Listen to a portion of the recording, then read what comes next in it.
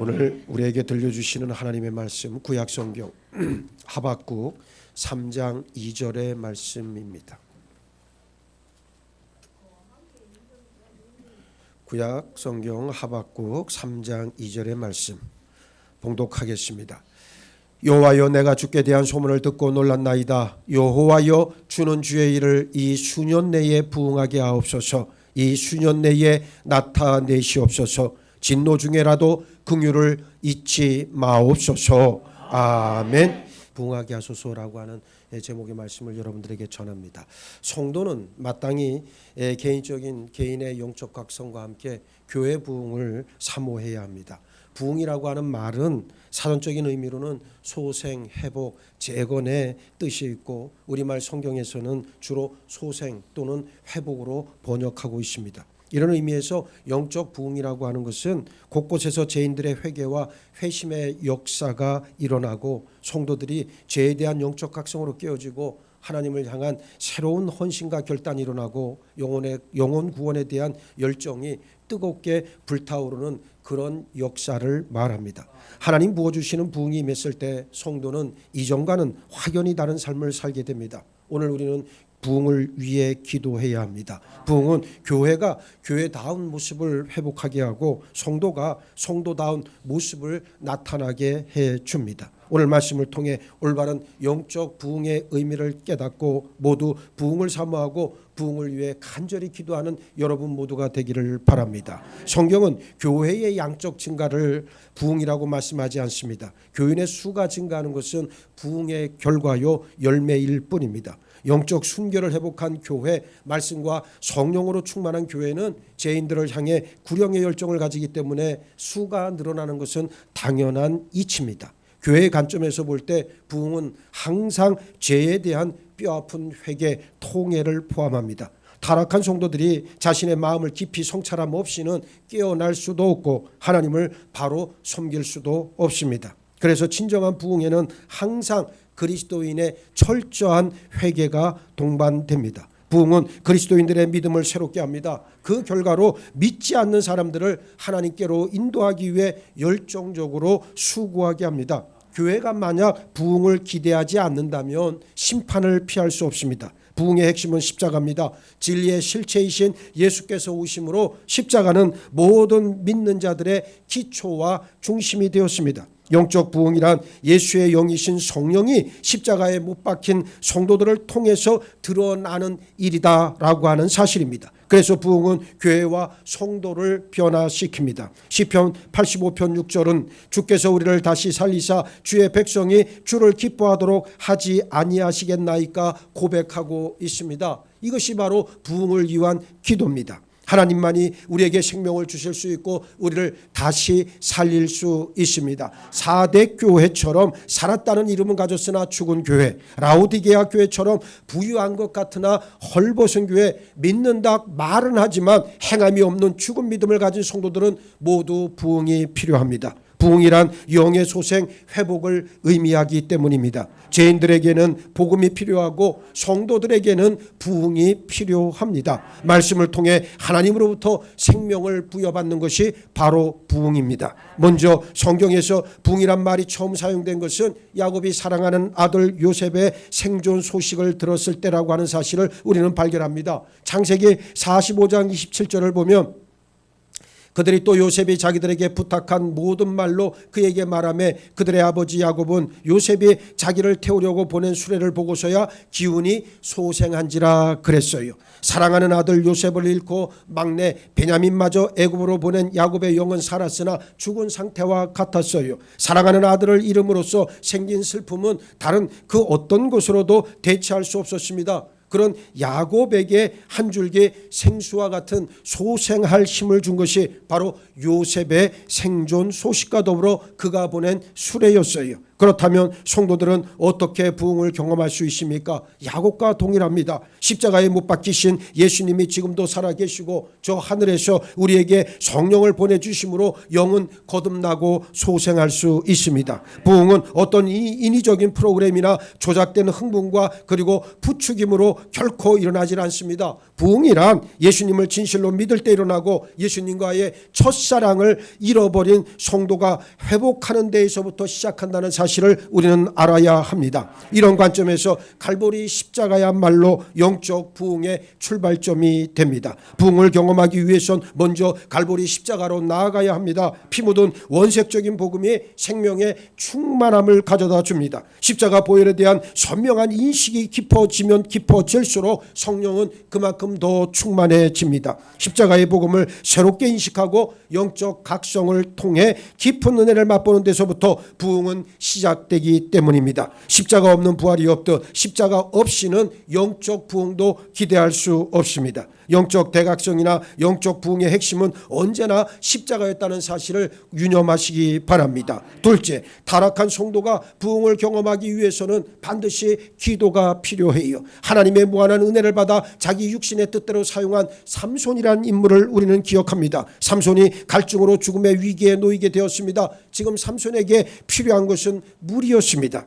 평생 기도를 모르고 살았던 삼손이 드디어 처음으로 하나님을 향해 간절히 기도합니다. 그때 하나님은 삼손에게 부흥을 주셨습니다. 하나님이 레이에서 한 우묵한 곳을 터뜨리시니 거기서 물이 솟아나오는지라 삼손이 그것을 마시고 정신이 회복되어 소생하니 그러므로 그 샘 이름을 에나꼬레라 불렀으며 그 샘이 오늘까지 레이에 있더라. 사사기 15장 19절은 말씀하고 있습니다. 우리는 지금 모두 삼손과 같이 자신의 영적 부흥을 위해서 기도해야 할 때인 줄 믿습니다. 오늘 많은 성도들은 대부분 삼손처럼 하나님의 은혜를 자기 육체의 정욕대로 자기 배를 채우는 데 사용하고 있고 하나님의 뜻과는 무관하게 살고 있습니다. 대부분의 교회 역시 하나님의 뜻과는 정반대로 달려가고 있는 형국 아니겠습니까? 평소에는 문제가 뭔지도 모른 채 살아가다가 어느덧 위기에 처했을 때 기도하게 됩니다. 지금 삼손처럼 갈증으로 죽음의 위기에 처한 성도들이 얼마나 많습니까? 모두 삼손처럼 기도해야 할 줄 믿습니다. 하나님은 기도할 때 부흥을 부어주십니다. 물은 성령을 예표합니다. 에나꼬레의 물 역시 성령을 예표하는 물이었어요. 삼손은 그 물을 마시고 즉시 영이 회복되었는데 우리들에게 절실히 필요한 것이 바로 이 물 아니겠습니까? 물은 또 이 말씀을 예표합니다. 말씀은 성도들의 영적 갈증을 해결해주고 영을 온전히 회복시켜주는 힘이 있습니다. 하나님은 갈증으로 죽어가는 삼손이 기도할 때 자업자득이요 뿌린 대로 거두리라 말씀하지 않고 물을 주셨고 삼손에게 부흥을 주셨습니다. 부흥이란 하나님으로부터 새로운 능력을 얻는 사건이요 에나꼬레의 물을 마시는 성도가 바로 부흥을 경험하는 성도인 줄 믿습니다. 셋째, 부흥은 죽었던 생명을 살아나게 합니다. 죽은 자들을 살게 하는 것이 바로 부흥의 핵심입니다. 하나님은 살리는 영이십니다. 성령은 생명의 영이시요 십자가는 생명의 길인 줄 믿습니다. 열왕기상 17장 22절을 보세요. 여호와께서 엘리야의 소리를 들으심으로 그 아이의 혼이 몸으로 돌아오고 살아난지라 그랬습니다. 우리는 이 시대 모두 엘리야처럼 부흥을 위해 기도해야 합니다. 죽은 가부의 아들을 살린 것은 죽어있는 이스라엘을 살릴 수 있음을 보여주는 사건 아니겠습니까? 이 땅에 죽어있는 영혼들이 너무 많아요. 골짜기의 마른 뼈들을 향해 우리는 에스겔 선지자와 같이 선포할 수 있어야 합니다. 또 내게 이르시되 너는 이 모든 뼈에게 대언하여 이르기를 너희 마른 뼈들아 여호와의 말씀을 들을지어다. 너희 마른 뼈들아 여호와의 말씀을 들을지어다. 하나님의 명령에 순종해서 대언했던 에스겔이 마른 뼈들의 골짜기에서 마른 뼈들이 살아나는 모습을 봤듯 우리도 하나님의 명령에 순복해서 복음을 마땅히 선포해야 합니다. 십자가의 복음만이 죽은 사람들에게 생명을 줄 수 있습니다. 우리는 엘리야와 에스겔처럼 하나님의 말씀을 담대하게 선포함으로써 진정한 영적 부흥을 경험할 수 있습니다. 이 세상은 마치 거대한 마른 뼈들의 골짜기와 같고 우리는 엘리야처럼 기도하고 에스겔처럼 외침으로써 죽은 뼈들을 살아나게 하는 성령의 역사, 생명의 역사, 성령의 역사를 우리는 경험해야 합니다. 그 죽은 사람을 위해 할 수 있는 일이라고 하는 거 정성스럽게 장사를 치러주는 것밖에 없잖아요. 그러나 성도는 죽은 자들에게 생명을 줄 수 있습니다. 하나님은 에스겔에게 그들을 살게 하라 분명하고 그리고 명확하게 명령하셨습니다. 또 내게 이르시되 인자야 너는 생기를 향하여 태어나라. 생기에게 태어나여 이르기를 주 여호와께서 이같이 말씀하시기를 생기야 사방에서부터 와서 이 죽음을 당한 자에게 불어서 살아나게 하라 하셨다 하라.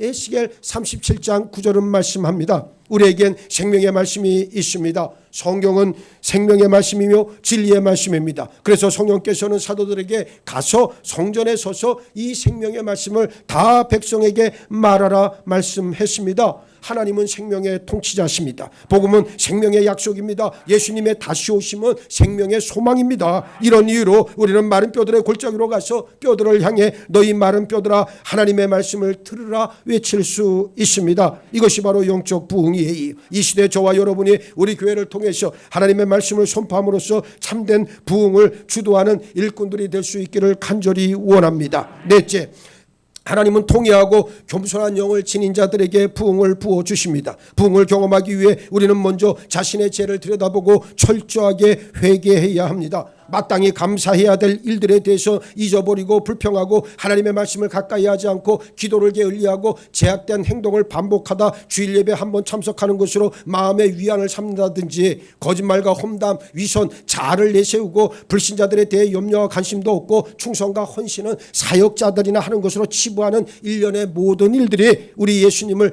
또다시 욕보이고 있습니다. 우리가 부흥을 경험하기 위해선 먼저 이런 죄들을 철저히 통회하고 자신을 낮추어야 합니다. 이사야 선지자는 지극히 존귀하며 영원히 거하시며 거룩하다 이름하는 이가 이와 같이 말씀하시되 내가 높고 거룩한 곳에 있으며 또한 통회하고 마음이 겸손한 자와 함께 있나니 이는 겸손한 자의 영을 소생시키며 통회하는 자의 마음을 소생시키려 함이라 선언했습니다. 하나님은 교만하고 거만한 영을 지닌 자들에게 결단코 부흥을 주시지 않습니다. 오늘 우리는 어떻습니까? 기도는 하지만 회개하는 성도를 찾기 어렵습니다. 죄에 대한 각성이 없어요.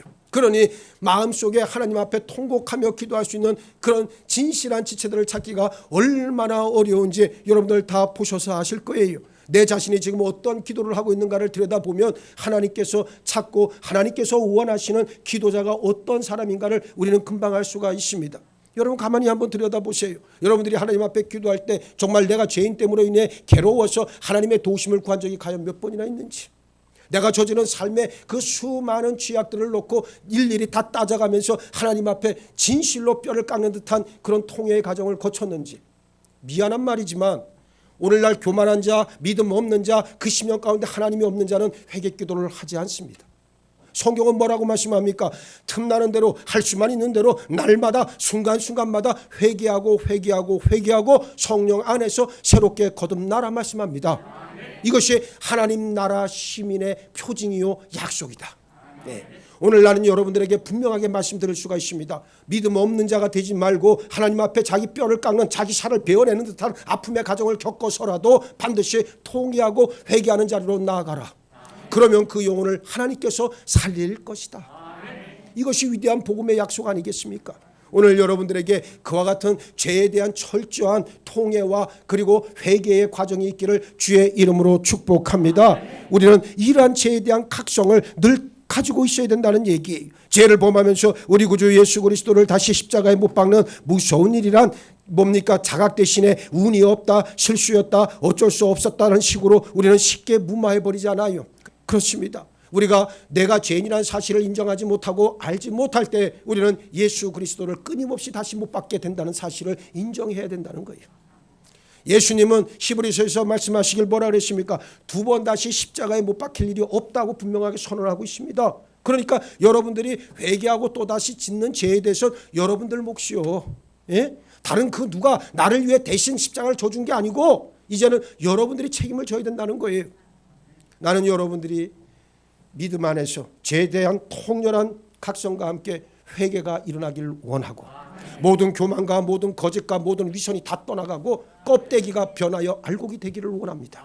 분명한 건 여러분 내 삶을 통해 내 존재의 중심을 통해 하나님을 만나는 일이야말로 가장 시급한 일이라는 것을 꼭 아시길 바라겠습니다. 불신이 만연합니다. 불신을 합리화하는 성도들은 언제나 자신의 지적인 우월성을 자랑하거나 합리적인 방법론을 제시하지만 불신앙일 뿐입니다. 불신앙은 필연적으로 부도덕을 동반합니다. 성도는 마땅히 통회해야 하고 하나님께서 부흥을 주시도록 기도하면서 겸손하게 자신을 낮추어야만 합니다. 다섯째, 애절한 마음 가지고 그리고 간절한 마음 가지고 부흥을 위해 기도해야 합니다. 부흥에 관련된 가장 중요한 말씀이 오늘 본문 말씀 아닙니까? 하박국은 이스라엘의 부흥을 위해 하나님께 간절하게 기도했습니다. 여호와여, 내가 주께 대한 소문을 듣고 놀랐나이다. 여호와여, 주는 주의 일을 이 수년 내에 부흥하게 하옵소서. 이 수년 내에 나타내시옵소서. 진노 중일에도 긍휼을 잊지 마옵소서.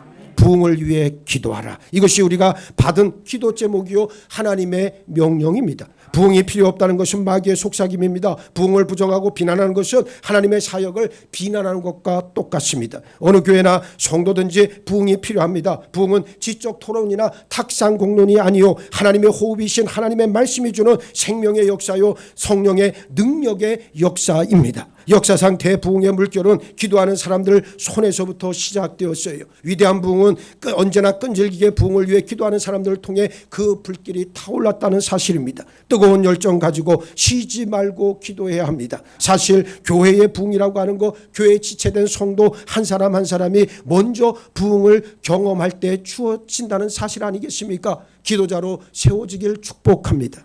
우리가 부흥을 경험하기 위해서는 어떻게 해야 합니까? 이제부터 이 말씀을 잘 들으시기 바랍니다. 첫 번째, 우리 영이 가난해야 합니다. 바울은 세상 소유에 대해 말할 때에는 스스로 만족하기를 배웠다 그랬지만 영적 삶을 언급할 때는 언제나 표대를 향해 쫓아간다 고백했어요. 절박함을 가지고 나는 여전히 영적으로 목마르다는 사실을 시인하고 하나님의 은혜를 구하길 바랍니다. 여러분, 세상의 물질이 뭐가 대단하다고? 예? 그 세상의 물질 조금 사는 동안 육신을 입고 100년 정도 사는 그 기간 동안 조금 배부르고 등 따시면 그게 다겠지만 미안하지만 죽을 때 돈 한 푼도 못 가져갑니다. 벌거벗은 채 왔기 때문에 벌거벗은 대로 가야 되고 우리가 죽을 때에는 남의 손을 빌려 옷을 입어야 되고 내 치부는 다 드러내야 되는 거예요. 예? 그렇지 않습니까? 아니 여러분들의 알몸을 다른 사람이 다 와서 다 해줘. 이거 얼마나 부끄러운 일입니까? 날 때는 그러지 않았잖아요. 날 때는 사람들이 박수를 쳤잖아요. 기뻐했잖아요. 그러나 죽을 때는 뭡니까? 그 어느 것도 못 가져가요. 예? 그 어떤 것을 가져간단 말입니까? 많은 사람들이 하나님의 말씀을 접하면서도 자신의 실존을 제대로 보질 못해요. 하나님의 말씀에 눈을 지그시 감아버리고 하나님의 말씀을 외면하고 재단하고 내가 필요한 것만 받아들이고, 여러분 그게 무슨 하나님의 성도입니까? 그렇지 않습니까? 하나님의 말씀은 쓴 물이든 단물이든 우리에게 주시는 모든 말씀은 내가 받아야 되는 거예요. 그게 하나님의 은혜입니다. 그런데 오늘날 믿음이 있다고 말하면서도 온전하게 믿음의 행위 결과가 드러나지 않는 자들은 하나같이 공통된 특징이 있습니다. 뭡니까? 저들에겐 성령이 없고 하나님이 없고 예수 그리스도가 없다는 사실이요. 그래서 우리 영이 가난해야 됩니다. 가난해서 날마다 하나님 나에게 은혜를 부어 주옵소서 간절히 구해야 됩니다. 애절해야 된다는 얘기예요. 이제는 애절함과 절박함 가지고 하나님의 은혜를 간절히 구할 수 있는 여러분 모두가 되기를 바랍니다. 두 번째, 삶의 철저한 변화를 향해 나아가기로 우리는 결단해야 합니다. 성도는 내 온 영혼을 하나님께 대한 갈망으로 채워야 됩니다. 여러분, 갈망이라는 게 뭐예요? 간절히 바라보는 거잖아요. 간절히 소망하는 거잖아요. 세상에서 제일 불행한 사람이 희망이 없는 사람이라고 그러잖아요. 그렇죠? 소망이 없는 사람. 그걸 전문적인 용어로, 심리 용어로 무망이라고 표현을 하던데, 무망, 예? 바라봄이 없는 상태. 그러니까 이런 경우는 아주 가장 절망적인 그런 상황 아니겠습니까? 그런데 성도는요, 그런 존재가 아니에요. 우리는 하나님을 갈망하면 됩니다. 하나님의 갈망으로 채워지기만 하면 되는 거예요. 갈망하는 영혼에게 어떻게 됩니까? 변화의 복이 임하는 거예요. 그냥 변화될 걸로 착각하지 마세요. 그냥 남들 하는 것만큼만 해도 된다. 천만의 말씀, 그런 일은 일어나지 않습니다. 그러나 내가 갈망하기 시작하면 모든 것이 바뀌어요. 그게 신기한 하나님의 법칙이요. 여러분들이 갈망으로 채워지기 시작하고 내가 정말 성령의 지체가 되기로 갈망하고 여러분들이 정말 하나님의 복의 통로로 쓰임 받기로 여러분들이 갈망하기 시작하면 하나님께서 여러분의 주변의 여건과 상황을 그렇게 만들어 가신단 말이에요. 언제까지 핑계대고 언제까지 여건 탓하고 언제까지 뭐 주변의 상황 가지고 자꾸만 얘기할 거예요. 지금 결단하면 됩니다. 지금 결단하고 하나님 앞에 나오면 하나님께서 여러분의 삶의 자리를 변화시킬 줄로 믿습니다. 세 번째, 우리들 자신을 축복의 길 위에 놓기 바랍니다. 하나님의 은혜는 뜻밖의 횡재처럼 오질 않아요. 무슨 로또에 당첨되듯이 그렇게 횡재로 우리에게 오지 않는다는 말입니다. 부흥을 갈망하면서 기도와 헌신을 소홀히 해선 하나님의 은혜를 절대로 입을 수 없다는 말입니다. 말은 그럴싸한데 헌신의 자리에 들어가질 않아요. 헌신과 수고 그리고 기도의 자리, 봉사의 자리는 다 외면해버리고 그러면서 무슨 하나님의 은혜를 구한단 말이에요. 이것처럼 답답한 거짓말이 어디 있습니까? 나는 여러분들이 그렇게 되지 않기를 원합니다. 나는 여러분들이 진실로 헌신과 기도의 자리를 지키길 원하고 봉사의 자리에 나올 수 있기를 간절히 바라고 소망합니다. 육신의 핑계 대지 마시고요. 주변 여건 핑계 대지 마시고요. 여러분들 자신을 먼저 던지시면 하나님께서 기쁘게 받으신다는 사실을 꼭 기억하시길 바라겠습니다.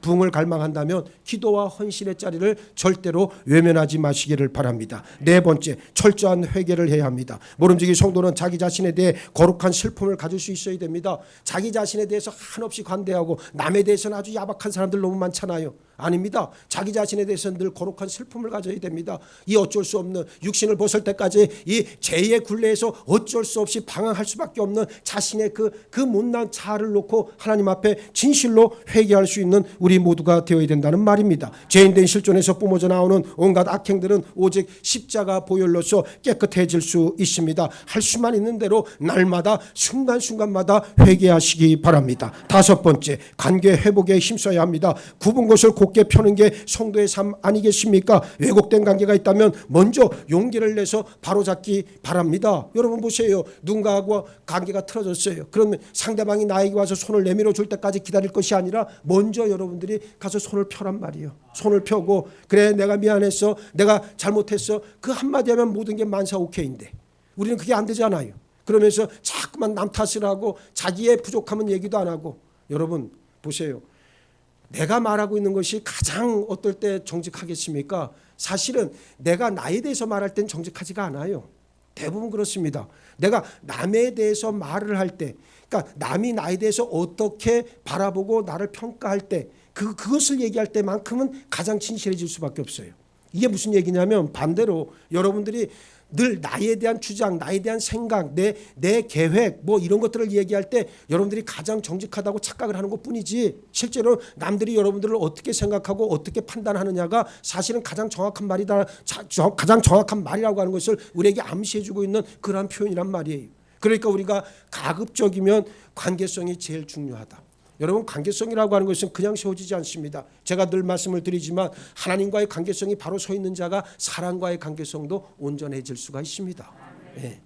많은 사람들이 착각을 해요. 사람과의 관계성이 좀 하나님과도 관계성이 좋을 것이다 착각하는데 그런 일은 없습니다. 그래서 믿음이 있고 없고의 모든 문제 왜 교만합니까? 믿음이 없으니까. 그 안에 하나님이 없으니까. 왜 하나님의 말씀을 못 듣습니까? 믿음이 없으니까. 하나님이 없으니까. 이유는 간단한 거예요. 왜 관계성이 온전하게 성립되지 않습니까? 하나님이 없으니까. 하나님이 없으니까 관계성을 못 맺는 거예요. 교인들이라고 다 같은 교인들 아니잖아요. 정말로 사람들에게 인정받고 칭찬받고 서로 막 섬기고 막 여러분들은 하나님과의 관계를 먼저 생각을 하시고 사람과의 관계를 먼저 여러분들이 우선순위에 두지 말기를 바랍니다. 이건 굉장히 중요한 문제라고 하는 말입니다. 여섯 번째, 말씀대로 살기 위해 부단히 애쓰기 바랍니다. 말씀 앞에 순종하고 그 말씀을 이루기 위해 최선을 다해야 합니다. 일곱 번째, 늘 진지한 태도로 삶을 살아내야 합니다. 무엇을 보고 무엇을 듣느냐가 그 인생의 내용을 결정하는 거예요. 아까도 말했지만 끼리끼리 비슷한 자들끼리 모이는 겁니다. 그런 자들끼리 모여서 맨날 삿된 이야기하고 세상 이야기나 하고 맨날 어떻게 하면 돈이나 좀 많이 벌었고 남의 등을 쳐서 돈이나 좀 더 벌어볼까, 어떻게 하면 남을 짓밟고 권력을 한번 얻어볼까, 뭐 이런 얘기하는 사람들끼리 모인 자들은 그런 자리에는 사실은 아무런 진지함과 진중함이라는 게 없잖아요. 그럼 진지한다, 이 하나님 앞에 진중하다라고 하는 것은 바로 무엇을 이야기하는 거예요? 내가 무엇을 보느냐, 무엇을 듣느냐, 내가 하나님을 바라보고 있느냐, 아니면 하나님의 말씀을 듣고 있느냐가 그 인생의 내용을 결정하는 거 아니겠습니까? 그래서 말씀을 자꾸만 봐야 되는 거예요. 말씀을 보면 말씀 안에 길이 있습니다. 말씀이 나를 이끌어갑니다. 말씀이 나를 깨우쳐 주신단 말이에요. 그러니까 그 말씀이 얼마나 달고 오묘한지 저절로 그 말씀 앞에 순복하는 그런 결단의 일들이 나타난다는 말입니다. 성도는 영적 교제를 즐겨야 합니다. 세상의 소리, 풍문, 뉴스에 관심하지 말고 영적 습관을 들여야 산다는 말이에요. 영적 교제를 즐겨하시기 바랍니다. 세상의 소리를 듣지 마시길 바라요. 나는 세상의 소리, 사람의 소리를 듣는 것보다 오직 하나님의 말씀, 내 영적 습관을 들여서 진정 하나님께서 원하시고 기뻐하시는 뜻이 무엇인가를 분별하는 일이 가장 우선이 되어야 된다고 여러분들에게 말씀을 드립니다. 우리 내면의 변화는 영적 습관에 의해 성패가 달려있다는 것을 꼭 기억하시길 바랍니다. 8번째, 의도적으로 우리 관심사를 어떻게 해야 됩니까? 좁혀야 된다는 얘기입니다. 우리 관심사를 좁히면 하나님께서 우리 마음을 넓히신다는 사실을 꼭 아시길 바라겠습니다. 여러분 생각해 봐요. 습관이라는 게 그렇게 중요한 겁니다. 그래서 내가 거룩한 영적 습관을 들이는 것은 정말 소중한 일이에요. 그래서 딱 정해진 자기만의 루틴을 한번 만들어 보세요. 만들어 보시고 하루 1시간은 내가 꼭 기도한다. 1시간은 꼭 내가 말씀을 본다. 무슨 일이 있어도 이것만큼 내가 지키겠다. 그런 여러분들의 습관들을 잘 여러분들이 만드시기를 바라겠습니다.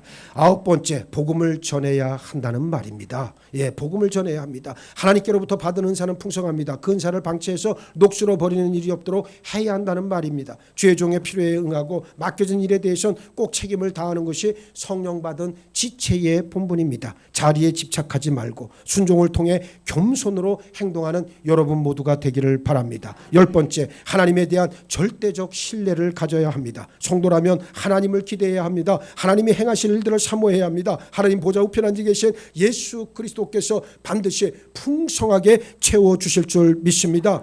위대한 복음 전도자였던 무디는 이런 말을 했습니다. 나의 구주여, 나를 사용해 주소서. 어떤 목적으로 사용하시든지 주님 원하시는 방법대로 사용하여 주소서. 여기 제 가난한 마음이 있습니다. 여기 빈 그릇이 있사오니 주님의 은혜로 채워주소서. 일평생 이 기도 제목을 놓고 기도했어요. 죽는 날까지. 네? 여기 내 가난한 마음이 있으니, 여기 내 빈 그릇이 있으니 여기에 채워 주옵소서. 나는 여러분의 마음의 배포가 그래서 크기를 원합니다. 여러분 쪼잔한 사람, 아주 마음이 종제기 모양 작은 사람들은 이건 어디다 쓸 용도가 없어요. 네. 여러분들의 마음이 크면 클수록, 그릇이, 이 안에 빈 그릇이 크면 클수록 하나님께서 내려주시는 은혜도 그만큼 받는 거예요. 그래서 마음을 자꾸만 비워내라는 말이 그런 말이에요. 쓸데없는 걸로 채워놓지 마시고 비우세요. 하나님의 반하는 모든 것들을 갖다 다 비워내고 그 자리에 하나님의 은혜를 채우시면 됩니다. 부흥은 선택이 아니라 하나님께서 가장 원하시고 기뻐하시는 뜻이자 명령이라는 사실을 꼭 기억하시길 바라겠습니다. 우리 모두 이제 십자가 복음 들고 영적 부흥의 주역들로 다 쓰임받고 세움 받으시길 예수의 이름으로 축원합니다. 축원합니다. 축원합니다. 부흥은 선택이 아니요, 하나님께서 가장 원하시고 기뻐하시는 뜻이자 명령인 것을 깨달았습니다. 지금 일어나게 하여 주옵소서. 지금 행동하게 하여 주옵소서. 언제까지 세상을 탓하고 남 탓을 하고 여건 탓을 하겠습니까? 이제는 일어나 하나님을 바라보면 살 일인데, 하나님의 말씀을 바라보면 살 일인데 언제까지 주저주저 하겠습니까? 아버지, 속히 부흥의 사명을 물붓도 부어 주옵소서. 잠자던 자, 그 영이 죽어가던 자, 열매가 아닌 아버지 껍데기 가라지로 살아가던 한심한 영혼들이 하나님 부어주시는 부흥의 역사 안으로 들어와 살림 받게 하시고 생명을 누리게 하시고 풍성한 열매 위에서 하나님의 영광을 드러내게 주장하여 주옵소서. 감사하오며 우리 주님 예수 그리스도 이름 받들어 기도하옵나이다. 아멘.